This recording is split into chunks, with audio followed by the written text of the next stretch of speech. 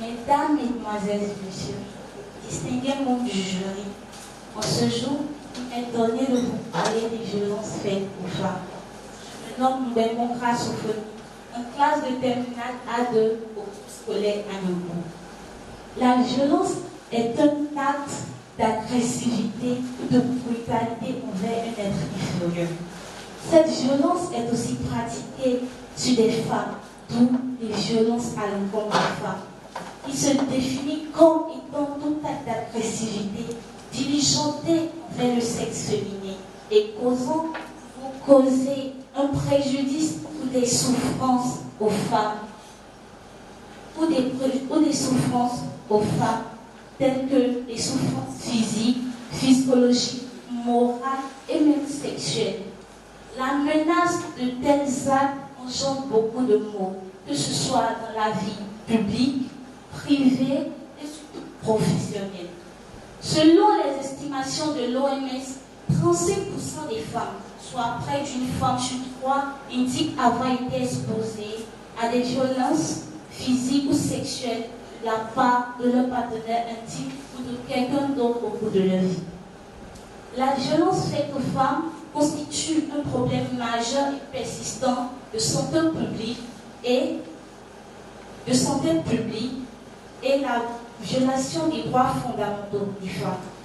Dans notre exposé, il s'agira de montrer les causes, de définir les conséquences et les ébauches de solutions pour endiguer ce phénomène d'impunité. Les causes des violences faites aux femmes sont multiples, parmi lesquelles nous pouvons identifier 4 facteurs, à savoir les facteurs culturels, les facteurs juridiques, les facteurs économiques et les facteurs politiques. Au niveau des facteurs culturels, les idéologies culturelles confèrent une légitimation à la violence faite aux femmes et de montrer la supériorité de l'homme. Ensuite, en effet, dans la tradition religieuse et historique, l'homme avait droit d'autorité et de supériorité sur la femme, cela permettant de montrer qu'il pouvait contrôler la sexualité des femmes pour garantir, je dis bien pour garantir l'héritage patrilinéaire. Ensuite, les facteurs juridiques. Les facteurs juridiques sont marqués par les injustices faites aux femmes, que ce soit dans l'aspect public que privé. Surtout dans certains pays, surtout les plus islamisés, qui interdisent aux femmes l'accès à certains lieux, certaines fonctions et même certaines modes vestimentaires. Aussi, avons-nous les facteurs économiques, le chômage et la pauvreté, qui conduisent généralement les hommes à affirmer leur masculinité par des actes de violence sur les femmes.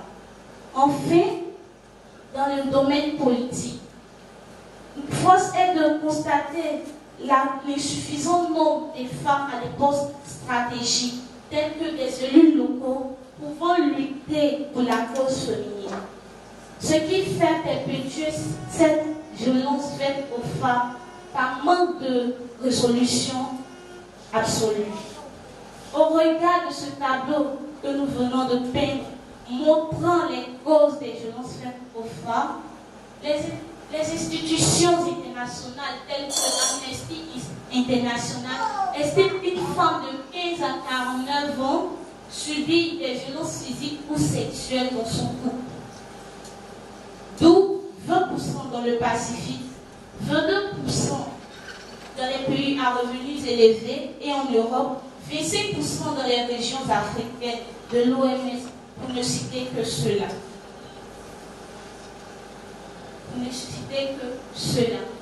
Aussi, avons-nous des graves conséquences qui se présentent dans les rapports entre femmes et hommes, tant au niveau de la santé de la femme qu'au niveau sexuel. Partant du niveau de la santé de la femme, la violence a une multitude de conséquences dévastatrices sur leur bien-être et leur santé à court et à long terme, surtout des conséquences physiques et psychologiques. une détérioration de leur qualité de vie, une détérioration de leur qualité de vie, une vulnérabilité aux infections sexuellement transmissibles. À cela s'ajoute le traumatisme de l'enfant. Certains enfants qui grandissent dans les familles où se sent la violence sont exposés à des risques, aux risques comportementaux et émotionnels qui peuvent les emmener à commettre des actes violents dans la société. Au regard de toutes ces conséquences énumérées, nous pouvons imposer notre solution pour endiguer ce phénomène. Mettre en place le cadre des mesures de respect de ces droits.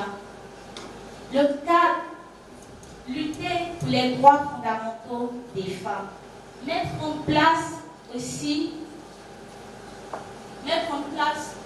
des mesures de protection pour les plaignants. Mettre fin aux violences faites aux femmes n'est pas une préoccupation d'une seule personne. La préoccupation de tout le monde est nécessitée. Chers membres du jury, distinguée assemblée, aider chaque femme à pouvoir se donner, pour pouvoir lutter pour ses causes. Merci.